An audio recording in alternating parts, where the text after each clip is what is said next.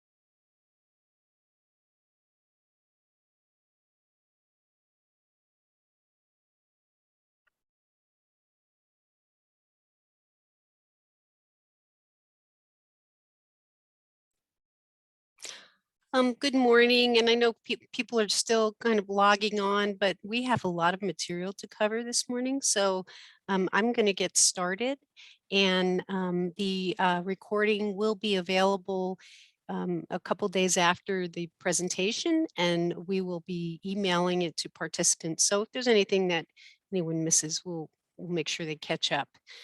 So good morning, and thanks for taking the time to join us this morning for a workshop on saving energy at home.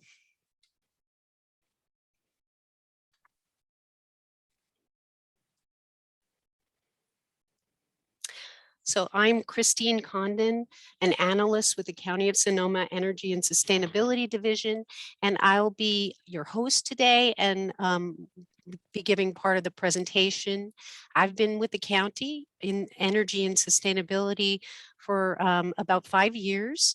And prior to my time here at the county, I worked as an energy and green building consultant in the private sector. Today, we also are happy to have Tom DeCandia, a local building performance expert, with us to talk about how your house works as a system and using a whole house approach to energy efficiency improvements. I'll let Tom tell you more about himself in just a bit. And during the presentation, we'll be monitoring the chat for questions, which we'll answer at the end of the presentation. If you have questions throughout the presentation, please enter them into the chat window to be addressed. Following the presentation, excuse me, I've got a little headset trouble here. Following the presentation, a link to the recording of the workshop will be sent to all participants. Please give us a couple of days to get that out to you. We need to go through and prepare the slides and the recording. If you still haven't seen the email in a couple of days, please reach out to our office or check your junk or spam folders. And if you contact our office, we'll make sure that you get a copy. So not many people know that the County of Sonoma has an energy and sustainability division. And if they do, they maybe don't realize how many services that we have to offer for the community. The division was created in 2006 to address internal county energy use in order to mitigate climate change through greenhouse gas reduction. And in 2009, our first community-facing program was introduced, the Sonoma County Energy Independence Program, also known as SCIPE. SCIPE was and is the first and longest running residential PACE program, which stands for Property Assessed Clean Energy Program. The program allowed property owners to finance energy and water saving improvements as a tool in reducing greenhouse gases, and has since the beginning been expanded to include wildfire safety and seismic strengthening improvements. We'll go into a little more detail about the financing program later. Also, since the beginning, we've added a number of resources and services. So our primary focus is on buildings and behaviors. We assist customers through a variety of services We work with cities, towns, special districts, businesses, and residents to increase energy efficiency in their buildings through energy retrofit projects, rebates and financing, audits for public buildings and K through 12 schools, and specialized trainings, workforce development, and sustainability workshops. We also manage the Green Business Certification program for the county. As I mentioned, we offer the PACE financing program, which we'll talk about later.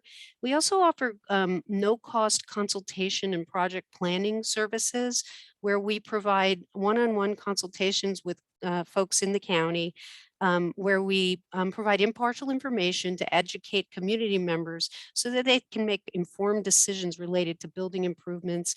We offer project planning services to help identify resources such as incentives, rebates, and financing to get projects done. And one of the really nice consultations that I think people find really, really beneficial, we also take a look at bids with folks. So just as the Contractor State License Board recommends, we always recommend that people get multiple bids, a minimum of 3 bids for projects. And sometimes those bids are hard to understand. So we help folks kind of interpret what's included in bids. So we're not trying to drive people towards one contractor or another, rather to educate folks on how to compare bids and be informed consumers. And we also, I mentioned, we host numerous workshops and trainings for the community. So this is one of a series of summer workshops that we're presenting. The next 3 are upcoming. We're doing these workshops weekly on Wednesday mornings from 11:30 to 12 p.m. Using Zoom. So they're all webinars, and there's some great ones coming up. So we'll touch on some funding incentives, rebates, information today, but the upcoming workshop on July 20th will really go more in depth about that. And then some fabulous water conservation, super important at this time. And then July 27th, we'll be hosting HVAC mechanical engineer Russ King to give an overview of residential heat pumps for heating, ventilation, and air conditioning, or HVAC, and water heating. And more information at our website, SonomaCountyEnergy.org. So let's start. So the question here is, how well do you know your home? And I think that everyone can agree that in the last couple of years, we've all had the opportunity to become intimately familiar with our homes. And but how many of us really understand how we're using energy and water? We get our bills, we try to conserve, but how can we break that down further? And I'd like to talk about a couple programs that can help you go further to not only reduce energy and water costs, but to make your home healthier and more comfortable. First of all, we have a program, a do-it-yourself toolkit available at the Sonoma County Libraries. This toolkit is no charge to check out, and it contains all different items that you can use to do a home energy assessment, kind of a first level homeowner home energy assessment. And many of the things are things that you actually keep, like LED light bulbs, weather stripping, and faucet aerators, shower heads, things like that. And there are items in here that you don't keep, you return to the library, like the guide that comes with the toolkit, which I think is really great, really informative. And like there's a little plug logger that you can use to take a look at the energy use of your plug loads, including, I think it's a great tool for looking at refrigerator energy use and evaluating whether it's a good, that's a good option for upgrades. So one of the things we are going to talk about are some more in-depth issues that you may encounter or have encountered in your home. This list here has many issues that may seem familiar to you, and some you may wonder how they relate to home energy. Some of the common indicators that there may be issues with your home's performance that we can improve upon with home upgrades are high energy bills, drafty rooms, uncomfortable hot or cold rooms, problems with asthma or respiratory problems, headaches, pests, failing equipment, mold, mildew, musty odors. You can read on damp crawl spaces, basements, dust, a lot of these things, and wildfire smoke. A lot of these things, we can do things in our homes that can mitigate or help kind of protect us from these issues and help us save energy at the same time. So one of the first tools that we're going to talk about is the home energy score. This is there's currently a rebate available from BayREN, the Bay Area Regional Energy Network, which we'll talk about a little more later. But this home energy score, a home energy assessor comes into your home and actually ranks your home on a scale of 1 to 10. And 10 uses less energy, so 10 is a better, the higher rating is better. Kind of gives you an overview of some opportunities in your home and where your home is at this point in time and what you can do to improve your score. There's currently a $200 assessment rebate available, and that generally covers a minimum of 50% of the cost, but up to about 75% of the cost.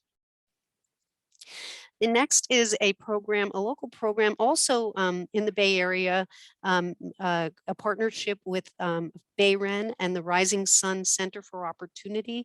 This is a youth workforce development program that one of the things that we're going to talk about here is greenhouse calls, a free service to help you save energy and water at home. And this helps young people kind of get introductory experience into climate careers. So the program, this current version of the program is all virtual, but one of the great benefits is having an opportunity to kind of fill out an assessment survey and talk to folks on the phone about your current energy using features in your home and water efficiency measures. The next is you'll receive a free kit with items that you can install in your home, including LED lamps, really nice smart plug strip, water efficiency items like aerators and dye tabs where you can check the leaks in your toilets. And you also get personalized tips on how you can save even more energy and water. Here's some information on how to sign up for your greenhouse call, and that'll come in the slides. So you don't have to write all this information down. It's not very user-friendly to take notes on. The next really higher level of auditing is a whole house energy audit, where an auditor will come in and perform an energy audit, doing a personal interview with the occupants, the building occupants, talk about problem issues and energy use, perform a home inspection, looking at kind of insulation levels and you know, what your energy using features are, kind of the condition of those features at the time and whether there's opportunity for improvement. Mechanical equipment, including you know, heating, ventilation, and cooling, air conditioning, which is HVAC. Look at combustion safety, or you know, gas burning equipment safety issues. Age of equipment, water heating, ventilation, and then the process entails kind of data collection, sometimes performance testing, so that you can evaluate building leakage, duct leakage, things like that. So the benefit of the home energy audit is to better understand the way your home functions, prioritize investments based on savings and consumption forecasting, appropriately sizing equipment, and access to rebate programs and financing mechanisms. So a good place to start, greenhouse calls. That's a no-cost program. That's a nice introductory way to start after you checked out your DIY toolkit from the library. Get yourself a home energy score. Great to get a home energy score now to assess existing conditions, and then potentially after as a like test out score after you've done improvements to see where you stand and where your home, how your home is improved. And a whole house energy audit would be the next step. Generally, home performance contractors will do this type of work and look at your whole house and the opportunities in your whole house. And there are raters who are whole house energy raters who are trained and certified by CalCerts, which is a home energy rating system provider in California. And the whole house raters actually do a lot more diagnostic testing of the home. So they'll bring equipment in and test systems and airflow and make recommendations. So there's some links on these slides you can go to for more information about contacting those types of contractors. In our office, we provide free consultations, like I mentioned earlier. And again, no cost, review improvement options, perform a bid analysis, look at financing and incentives, easy to schedule a consultation, just reach out to our office. So now I'm going to turn it over to Tom for your presentation. I'm going to stop sharing my screen and let you take over the show. Okay. Well, thank you very much. Let me just make sure this comes up here. Do you see my screen? I sure do. Great. Okay, so a lot of information there from Christine, and the information is the key.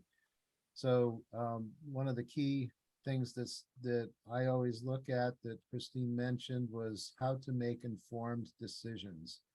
So you're living in a home, you have a plan, either going to stay there for the rest of your time, or you're thinking about upsizing or downsizing at some point, or moving because of jobs. And sometimes you just don't know.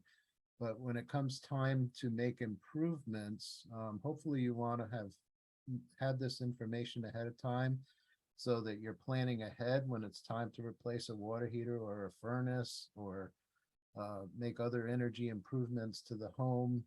It's good to not be forced to make quick decisions in an emergency situation, but to know the condition of your house and kind of earmark when things need to be done to upgrade. So there's a lot of push towards electrification lately, and there's some things that you need to know about your home, and all the other conditions of how it's operating now. So we look at this whole house approach, and it's really how everything works together. So let me just get my screen to change here. So you've seen this picture. What we're looking for when we're auditing a house, or even just doing a walkthrough assessment, we're looking at all these things that work together and how they were put together in your house. So the newer houses are closer to the current building code, which is every couple of years there's upgrades in different trade classes to continue to improve how the contractors put homes together, how they plan the design work, how they properly size energy use and distribution, and how to make the homes work better. So we always focus on life safety, health and life safety issues first. And then we look at comfort, air quality, and of course, energy use. So all these factors, what we call the building shell, is the outer boundary of your home. If your attic is vented, then the ceiling of the top floor is the boundary. That's your building envelope stops at the ceiling. In some houses now, we do spray foam insulation and seal up the vents in the attic when we're doing retrofits. And that helps to control any equipment distribution that's up there and not have so much solar heat gain up in the attic. But everything has to be sized properly. And the older your house is, the more contractors in the old days used to rely on just make it big enough so that there's enough. And they had single pane windows with gaps in them and pulleys and a lot of openings to framing, and they just threw a lot of energy at the house, and whatever leaked out was fine. When we're doing a retrofit, taking a house that was built to breathe and then converting it, there's other factors with building science that take place, like condensation and different temperatures of assemblies inside that can cause air to move, convective forces inside the home that feel like it's a draft and it might not be a draft. So we're always looking at where's the envelope and where is energy transferring from inside the house to outside. Because we put the house in the middle of nature and nature wants to balance. So there's this constant struggle between all the assemblies of the house and how they react with nature. Tom, So, we did get a couple of comments that if you could speak a little louder, that would be really great. okay. So here we have combustion safety. When we're doing a full audit, this is something that we pay attention to. It starts with gas line testing, and then we fire up gas appliances with negative pressure in the house to see if they can vent properly. Some of you have wood burning fireplaces have noticed sometimes when you don't have enough draft in the chimney, the smoke comes into the house. So the same thing goes with any of the gas appliances and also if they're burning clean. So we measure the amount of CO and the flue gases. Same thing with gas ovens, gas cooktops. A lot of times people will use the range hood for cooking on the surface, but when they're using the oven, they don't think of using the ventilation, and those gases are actually coming right into the house. So we measure the CO, make sure it's not high. And this is an older system here. You can see that the venting system has corroded. This piece where the flue gases are carried to the outside actually broke off because it rusted out. So the underside of the house was filling up with flue gases, and these people had headaches. They were feeling sick. They had high carbon monoxide poisoning in the house. Then to the this next slide shows a furnace that hasn't been venting properly for many decades, and you can see corrosion. So the corrosion is from condensation. One of the byproducts of combustion is water vapor. And if it doesn't make it completely to the outside with the flue gases as steam, then it condenses on the walls of the vent pipe and drips back into the system. It's acidic, it has carbonic acid in it. So it starts to eat away at your system. And then of course that makes it burn dirty and creates more carbon monoxide when it's burning. And eventually it's gonna conk out at an early age. To the right, you see a new replacement where someone did a heat pump replacement of a furnace. And this unit was in the attic. You can see the old vent pipe that's sticking through the attic, the roof there. And the two white pipes are the line set that carry refrigerant to the condenser. So heat pumps work in both directions. In the summer, they're extracting heat from inside the house and throwing it away outside. In the winter, they're extracting heat from the outside air and putting it into the house. And that's done with gases and compression and evaporation. And there's a whole system. The technology has improved drastically over the last 15 years, and it's extremely efficient. So even our highest efficient gas appliances today don't hold a candle to the efficiency of these new heat pumps. So that's one of the reasons why people are looking more towards electrification.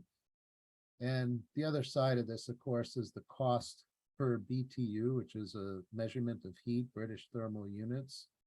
And that changes constantly, and the market's going to change. But when you break it down to how many watts or how many BTUs does it take, that's where your original testing and analysis comes in, either when you're designing the house or when you're doing a retrofit. You have to measure and calculate all the different assemblies of the home and how the energy is distributed, and plan ahead so that if you're going to make energy improvements like insulation, then your heating and cooling loads are going to go down. So you want to properly size equipment so that it can run at peak efficiency when you do that. So in a garage is considered a toxic place. Combustion vehicles obviously can put a lot of toxicity in a house. When you start a car and leave the garage, you could leave 100 parts per million of carbon monoxide sitting in there. So if the house is leaky and air can communicate between living space and the garage space, then your house can get polluted from what's in the garage. So there's always storage items in there. A lot of times there's paint or other chemicals that are harmful to humans. And a lot of times there's a furnace in there with ductwork. So if the ductwork is leaky, it's going to also communicate that environment into the house. So when we're doing a whole house assessment, we're looking at every place where we can control the envelope, separate conditioned space from unconditioned spaces by air sealing, duct sealing, and then insulation is the thing we do after we control the movement of air through the assemblies. Now, you do have to have a certain amount of free air changes with clean air to the home for the occupants, and that's part of what we do when we're doing diagnostic testing. We test building leakage and duct leakage, and then determine if there's enough clean air changes. And once we finish sealing everything, we measure again to make sure. And if we know we're going to seal tighter than the amount of clean air changes in a home, then we design a ventilation system that's controlled, and it actually uses and saves more energy than just stopping at the amount of air changes that you would need for occupants. So the ventilation systems are being designed into new homes, so they're building tighter and well insulated, and then using mechanical ventilation to provide fresh air for the occupants. Here we have an old attic on the left, actually on both sides here. This duct system is running through here with air conditioning. The attic temperature could get up to 140, 160 degrees in the summer by 3, 4, 5 o'clock in the afternoon. And trying to cool your house by running cold air through these ducts to extract heat, you're losing a ton of energy and you're paying for it. So we look to make improvements on a system like this. With a retrofit situation, it's not like you can move these ducts to the inside of the house so they don't lose so much energy. So the next best thing is to bury them in insulation. That small amount of insulation that's on the duct is really not enough. Here you have a system. This is a return that's on the far side of a house that has the HVAC system in the garage, and 60 feet of return duct from that the square pan is where the return is in the bedroom wing, and it goes 60 feet into the garage, down into the garage. You can see it on the bottom picture. And of course, the solution here would be how to not lose energy. They didn't even insulate that. You can see they used duct tape, which is no longer allowed. It's actually an illegal substance by code for duct systems. There's special types that are supposed to be used today, and they also use mastic to seal all those connections. And it's always the challenge when you're looking at how much needs to be done and what does it cost, what am I going to save? So you can put a price on energy, but you really don't have a price for comfort or air quality or health and safety. So those things, when you're thinking about how long you're going to stay in your home, what your budget is for improvements, you want to make the most informed decisions about how to move forward so that you can enjoy your home. This is what we did to this one system, but we replaced all the ducts, did a really good sealing job, and then we buried them in insulation. So they now have, instead of R8, which is the current code to put on the outside of the duct system, the ducts are insulated, but then they're buried with an additional R22 on top. So the attic is now at R44, the ducts are at R22, so there's a lot of separation between energy loss and this attic, which still gets extremely hot.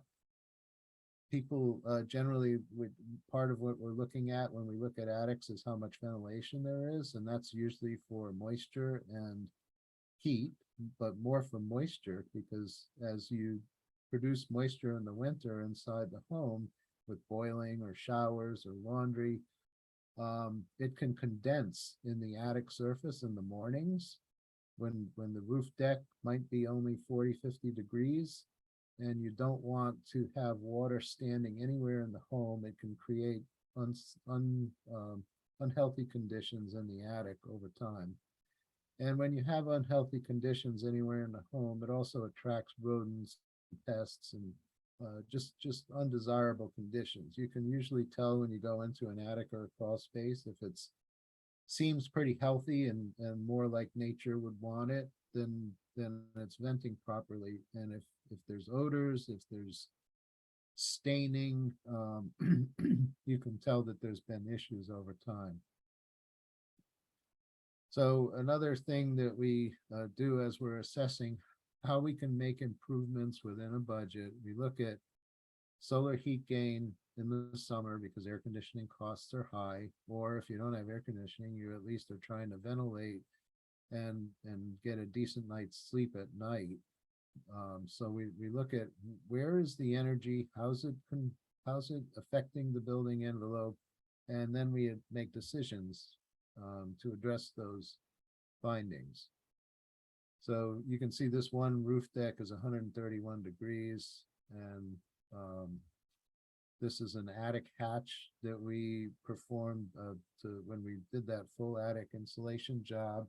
The hatch is one of the areas that most people don't insulate, or they just put a bat sitting on top, and the first person that goes up there for some other reason throws it to the side, never puts it back. So then you have this hot spot that I'm just going to go back here. You see the attic hatch itself was 92 and it was 130 in the attic. So that acts like a radiator in the house. So you're just basically taking some of that heat in the attic and radiating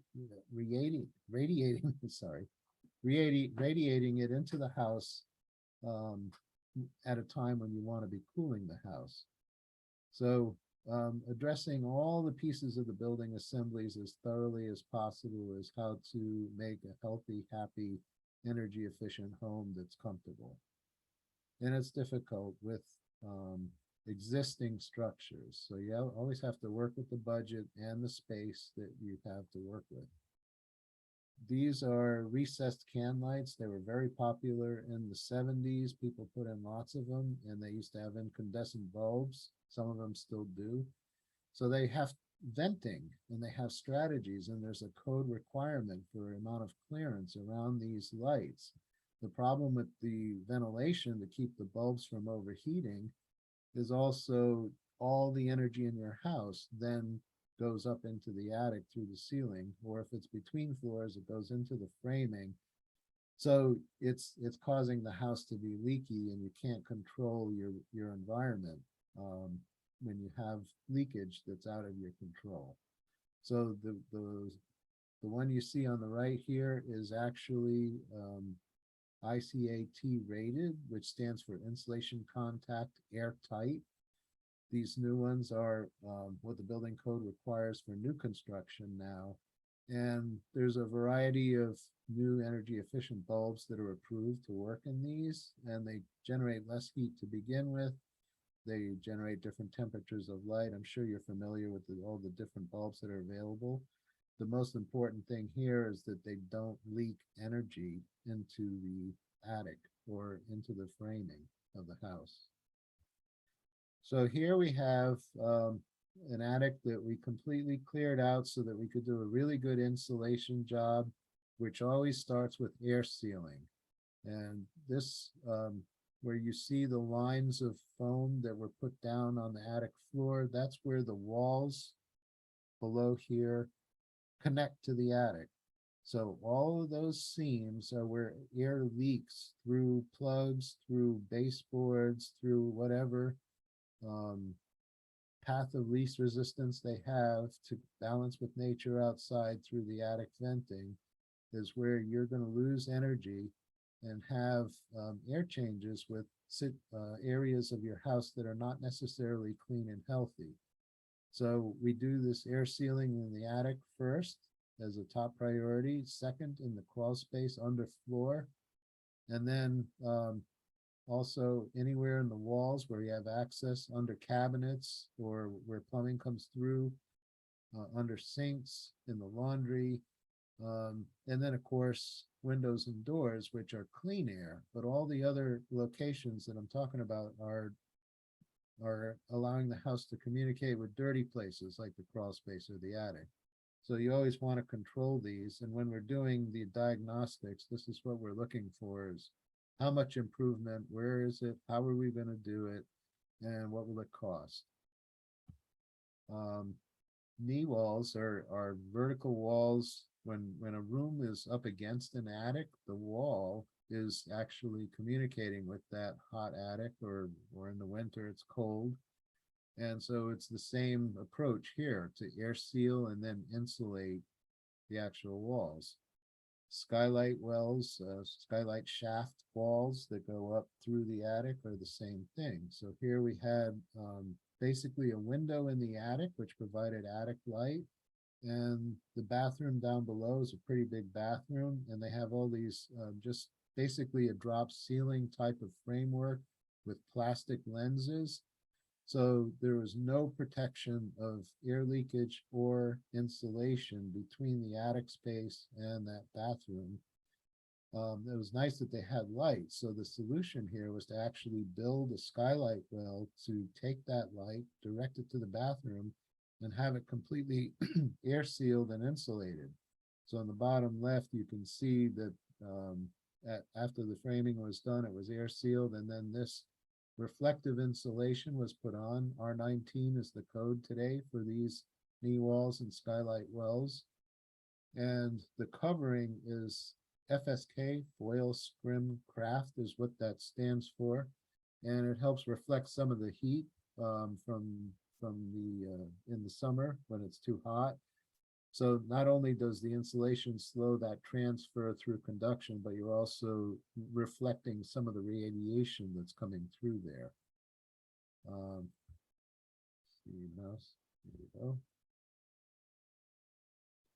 When we have situations where the attic is too hot and we can't provide enough ventilation because of the roof structure or other limitations in a retrofit situation, this house already had an attic fan, and these people had storage that they were very concerned about the temperature of the attic. So part of what the solution here was called a radiant barrier, which you can see it's under the roof deck. New construction now has materials designed in that are actually in the roof decking that they put on the house. But as a retrofit, we're always trying to do the best we can with what we have and how the house was built. When we do this type of application, we do have to also provide ventilation behind. So you can see the opening at the top allows ventilation to pass through. So the roof deck, if there is moisture and condensation in the winter, it has a way to evaporate and still work the way it was originally designed. That's one of the challenges of taking a house that was built to breathe and trying to convert it into a tight envelope. And so the insulation on this project will still be on the floor of the attic, but we're limiting the amount of solar heat gain in the summer so that the storage doesn't get too hot. Here's a typical attic insulation when it's done right. So on the top left, you see someone rolling this out. If there's any gaps or voids in the insulation, it doesn't work. The way it works is it's resisting and providing resistance from thread to thread to thread of those glass fibers, or whether it's cellulose fibers or any of the fiber products, cotton, rock wool is another brand, another type where they melt minerals. All these fibers have to be touching and not have any gaps or voids and no compressions, and it has to be cut square and clean and continuous throughout whatever the building assembly is that you're insulating. So in the state of bats, where the guy on the top is rolling this stuff out, they first cut squares and rectangles, which is usually how new construction is done, with pre-cut pieces. And it's up to the level of the ceiling joist, so that the assembly by itself is completely covered. And then cross-hatching the bats this way stops the thermal bridging, where energy is passing through the ceiling joists. The wood has some resistance, but nowhere near as much as the insulation. So all the framing of your house can amount to maybe 15 to 18% of thermal bridging through the framing. And when you look at thermal imaging, when on a cold day when the house is heated, you can see the red lines of where the framing is, and that's where the wood is not resisting at the same level as the insulation. So again, we're always looking at every little bit of where we can save energy without spending a lot of money, and try to control the conditions and provide a healthy, comfortable home. On the bottom left, you see a finished attic. This is a blown loose fill product. And the duct system was already mounted here and sprung. It was fairly new, so it stays in that position. If we were designing or redoing the duct system, we would probably want to put it on the bottom and bury it like you saw in the previous attic that we worked on. So spray foam is a great product. There's pros and cons of every material. This one has a higher impact of carbon when it's being manufactured, but it saves more than any other product during the lifespan. And it's generally, if it's applied properly, it's guaranteed, it's designed to last the life of the building. There is, if you've got it outside and it's exposed to sunlight, it will break down from the UV rays from the sun, but in an attic, it stays in that condition. So in this case, we've created an unvented attic assembly. So all the ductwork that's up here does not have the same exposure to heat gain or heat loss. And the attic is called, it's considered part of your conditioned space. Even though you're not heating or cooling this space, it's part of the building envelope now. So you have to seal up all the ventilation when you do this, and basically you're putting a cap on the top of the building. So instead of air sealing like we normally would do on the floor of the attic to try to control energy loss, we now have this option. And again, depending on what you have in your attic would determine if you want to go this route. Not every attic can be done this way. There has to be enough room to do a proper installation. And it's expensive. So again, you got to look at the budget and what you're going to gain and how long you're going to be able to enjoy those improvements and if it makes sense. Here's another shot showing the ductwork. So all parts of the attic facing the outside nature are going to have the same treatment. So when we're doing a building envelope, we're looking at the entire envelope and how it reacts with nature. This is new construction. They do design a lot of this spray foam for the roof deck now. It has a higher R value per inch than the fiber products, but it is pricey. So always working with the budget and trying to do the best we can. And building code allows these unvented assemblies. There's a special way to do it, and you've got to have a professional contractor that knows what they're doing.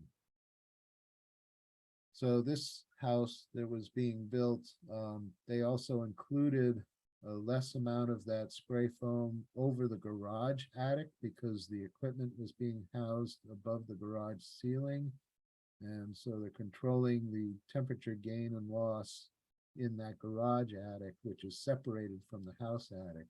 So the vertical wall you see behind here is a knee wall, where conditioned space is on the other side of that. And to make this properly constructed, it's airtight. They've sprayed foam on that wall as well to make this separated space completely separate from conditioned space.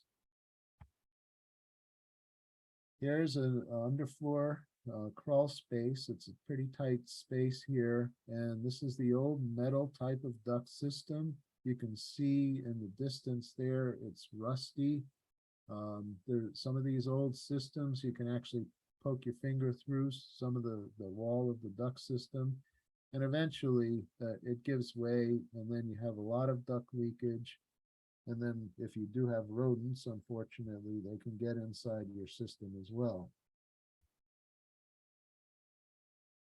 Where you have insulated ducts and you see these black marks, this is where air is being filtered through the duct system. It's one of the telltale signs. If you're just doing a walkthrough audit and you see this type of system, you can tell without measuring leakage, you know that it's leaking there. And this is because of the way that they constructed back then. They didn't really pay attention to sealing every seam. And if they did, and they used duct tape like they did back in the 50s, it doesn't hold. Duct tape isn't meant for ducts. There's a story behind how it got the name, but in general, it's not the right material to seal ducts with. So it doesn't take much time before the system starts to leak. Here's a system where it's insulated, so you can't see the condition of the metal. But if you're doing a walkthrough assessment, you always try to pull some of this insulation back so you can see what condition the metal is in. And you can see on the side of this duct, there's a hole where it's actually rusted through. So this could be either because there's moisture under the house and there's ducts in that crawl space that are constantly exposed to that moisture. But it can also be if you have an air conditioning system and your ducts are running through these types of areas. In an attic, there's a lot of heat, so the condensation factor that could happen in a duct that's not insulated right, there's less chance of it causing corrosion. But under the house, there's not a lot of space. There's not a lot of way for insulation that absorbs moisture from condensation to escape. So that's what happened here, and it rusted right through. So that's my overview of dealing with retrofit houses, trying to bring older houses into new construction design regarding energy, air quality, efficiency, and comfort. And now I will turn this back over. Here's my contact information. If you want to reach me, you can do this. This will be in the slides that you receive as well. So I'm going to turn this back over to Christine. Thanks so much, Tom. Sure. That is such a great presentation. Really demystifies the building envelope and insulation improvements. So thanks, really appreciate that. So I don't see any questions in the chat right now, but please do enter any questions. I'm just going to go over some financing and incentive programs that are available for these types of upgrades. So I'm going to share my screen. Get back to it. Does that look okay, Tom? Yes. Okay, good. So we're going to talk about some rebates and some financing programs that can help you get these projects done. First, we're going to talk about BayREN, the Bay Area Regional Energy Network. BayREN's a collaboration between 9 Bay Area counties to offer energy savings programs with funding from the California Public Utility Commission. They have multiple programs, including multifamily, codes and standards, commercial, and what we are discussing today is the Single Family Home Plus program, and we've talked about the BayREN green labeling program a little earlier. So BayREN has cash rebates available. It's an a la carte kind of a menu of options, and including some bonus kickers for projects that have multiple scope in them. And you'll see that in a slide coming up. So when the program was first created in 2012, one of the major concerns was how do people find contractors that they can trust? And the Bay Rent Home Plus program requires that homeowners use a participating contractor for, and this is a consumer protection built into the program in response to that concern. Bay Rent contractors are specially trained and are either certified themselves or partner with a Building Performance Institute, BPI, building analyst, which is essentially a training program for the whole house approach. Contractors are also required to go through training specific to the home upgrade program, so they'll understand all about how to get their customers the best rebate options. They ensure that all contractors, or the Bay Rent program ensures that all contractors have the necessary licenses and pull the necessary permits to do the work. They also enforce a quality assurance check on all rebate applications and do field inspections on a certain percentage of the projects for each participating contractor. What's great for homeowners is the contractor does all the necessary paperwork to submit your project and get you your rebate. You won't have to worry about forgetting to claim your rebate. There's a tool on the Bay Rent site that allows you to search for contractors who serve Sonoma County. You can search by the business name, you can search by regional areas and county served. So it's a pretty straightforward search tool. Some of the incentives that are being offered, this actually says 2021 rebate amount, but it's still the same, and we'll have to update that slide. Here's some incentives on operation and maintenance and building shell upgrades, including duct sealing, duct replacement, smart thermostats, attic insulation, which is so important. And you saw that in Tom's slides. You can get a tremendous amount of impact from attic insulation upgrades. The program also has a wall insulation incentive and air sealing, which Tom also discussed, is super important for building performance. Here's some HVAC and water heating measures. The incentives are fairly robust and just have to meet the minimum efficiency requirements. Water heating is a big deal as far as trying to upgrade and make water heating more efficient, because water heating is a year-round load. So it's a really good base load to focus on. And heat pump water heaters are the super efficient version of water heaters. They also allow folks to decarbonize or electrify. And there's some very robust incentives, and they're even getting better. And then there are appliance electrification measures, including rebates for induction ranges or cooktops and heat pump clothes dryers. There are bonus rebates when you combine certain measures, including, say you want to do air sealing and you also want to install an HVAC system. You can get an additional $500 bonus. You can, if you downsize your equipment, you do a really good job at air sealing and insulating your home, and the contractor does a load analysis. Often you can actually substantially reduce the size of the equipment needed to serve the space. And that can be a very beneficial energy savings. And then combustion appliance safety testing, any combustion appliances that remain in the home. For the Bay Rent program, they have to be tested by a BPI building analyst. And this is a hugely important measure, but there's a rebate that'll cover generally most of the cost. And I'm a big fan of combustion safety testing. The Bay Rent program has a home energy advisor you can contact by phone or take a look at the website. Another opportunity here in Sonoma County are the incentives and kind of displays available at the Advanced Energy Center. This is a Sonoma Clean Power facility that's located downtown on 4th Street in Santa Rosa, across from the Central Library. And it's a really great facility. If you haven't been there, I highly recommend it. It's a great way to get kind of a hands-on look at and feel for high efficiency electric equipment for your home. There are other financing tools available. Of course, credit cards, there's Go Green financing, PACE or the Property Assessed Clean Energy financing tools, and of course, bank mortgage products. Sonoma Clean Power has a recently introduced 0% financing program that's available for improvements up to $10,000. And the caveat is you must use a Sonoma Clean Power contractor to qualify for this program.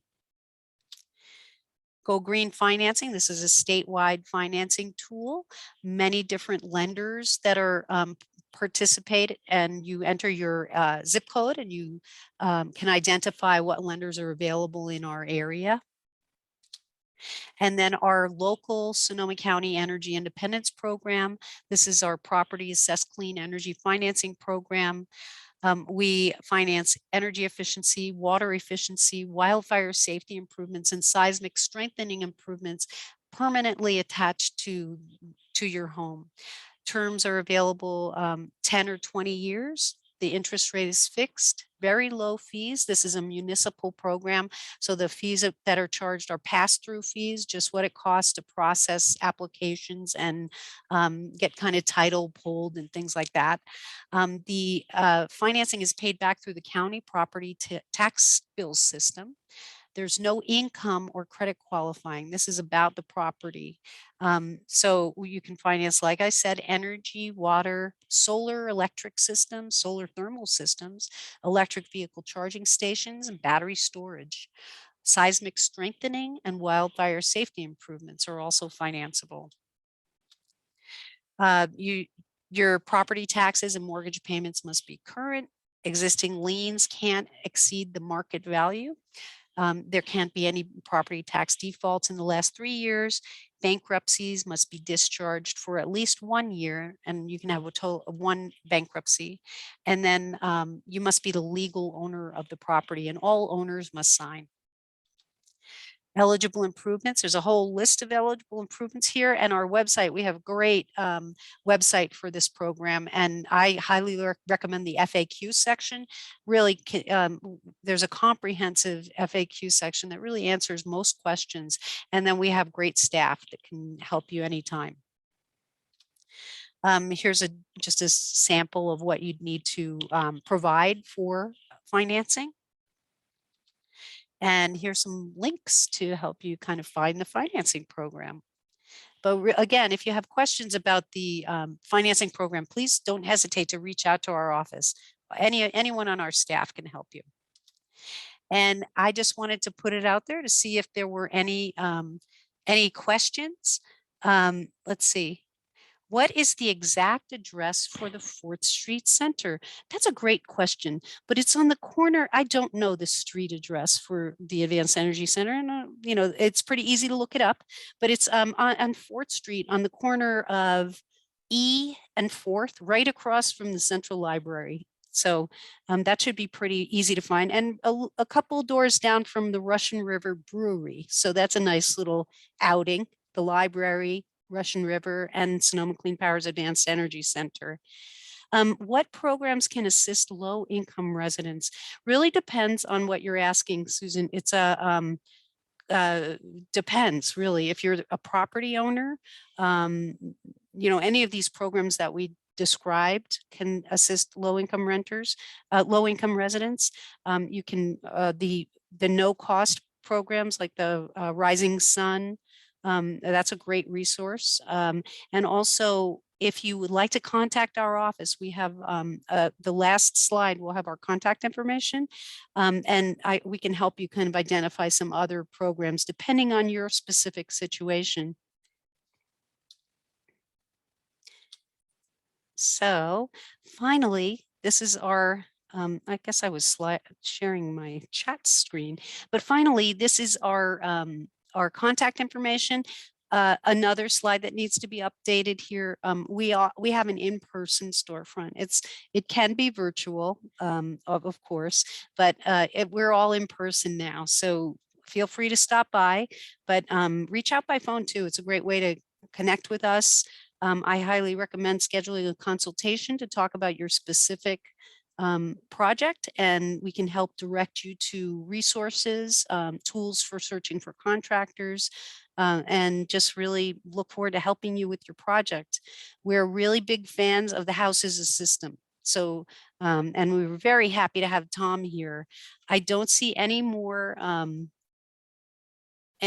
questions in the chat. So, and it's just about 2 minutes before we're scheduled to stop. So thank you, Tom. We always appreciate having you.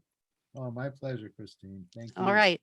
So hopefully we'll see you soon, and enjoy your fabulous work.